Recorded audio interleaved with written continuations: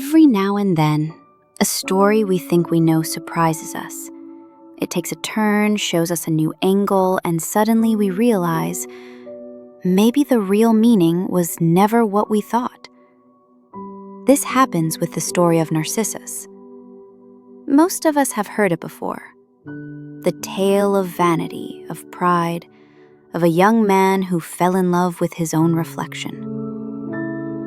But in Paulo Coelho's The Alchemist, the legend is retold with a twist. And that twist changes everything. Let's begin with the version everyone knows. Narcissus was a boy of rare beauty. Every day he would walk to the edge of a clear, quiet lake and kneel down by its banks. There, in the still water, he would gaze at his own reflection. Day after day, hour after hour, he returned, not to drink, not to fish, not to swim, but only to look. He became so consumed by his own image that one morning, leaning too close, he lost his balance. He fell into the lake and drowned. At the spot where he vanished, a flower grew, a delicate blossom, pale and fragile, which we still call the Narcissus. And so the story was passed down as a warning, a reminder not to love ourselves too much, not to be blinded by vanity. But in The Alchemist, the story doesn't end there. It continues. When Narcissus died, the goddesses of the forest came to the lake. But something was strange. The water, once fresh and sweet, had turned briny. The whole lake shimmered with tears.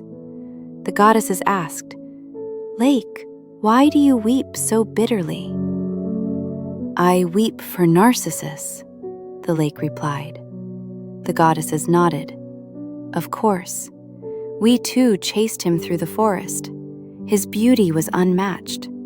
But only you, lake, could gaze upon him every day. You alone reflected his face." But then a lake asked something unexpected, something that left the goddesses speechless. Was Narcissus beautiful? The goddesses were stunned. "How can you ask that? Who better than you to know? Each morning he knelt at your banks. Each morning he looked into your waters."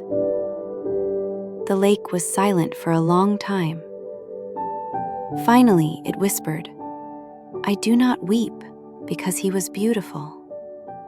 I weep because each time he knelt beside me, I could see in the depths of his eyes my own beauty reflected." And there it is, a twist so simple yet so profound. The story stops being about Narcissus and his vanity and becomes about the lake. It becomes about us, because how often is this true in our own lives? We think we're admiring someone else, their kindness, their strength, their beauty, their brilliance. But beneath it all, what we love in them is the way they mirror something hidden in us, something we long to recognize in ourselves. Think about it. Have you ever admired someone's courage, not realizing that the reason it struck you so deeply is because somewhere inside you too are brave, though you may not see it yet? Or maybe you fall in love with someone's kindness, and really, it's because their kindness awakens a kindness already living in you.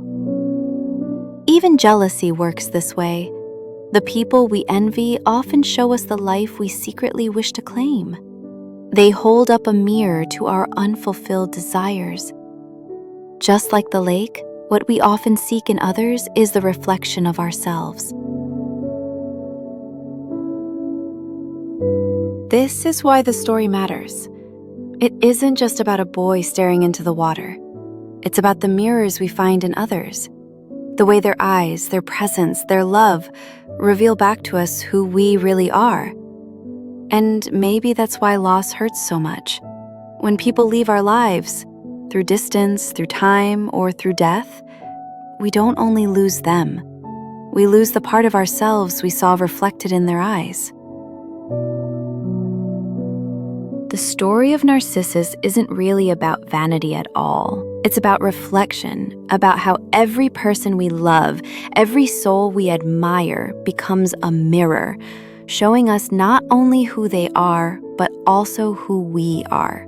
We often believe we're drawn to another's beauty, their kindness, their strength, but look closer. The truth is, what we admire in them is often the echo of something already inside us. Think about it. The lake didn't miss Narcissus because he was beautiful. It missed him because in his eyes it saw itself. And isn't that what we all long for?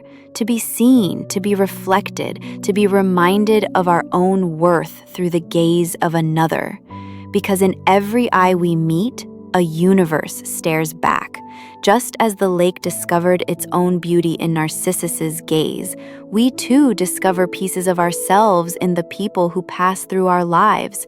And maybe that's the lesson hidden inside this story, that we are all mirrors for one another, that the beauty we chase in others is often the beauty we've been carrying within us all along.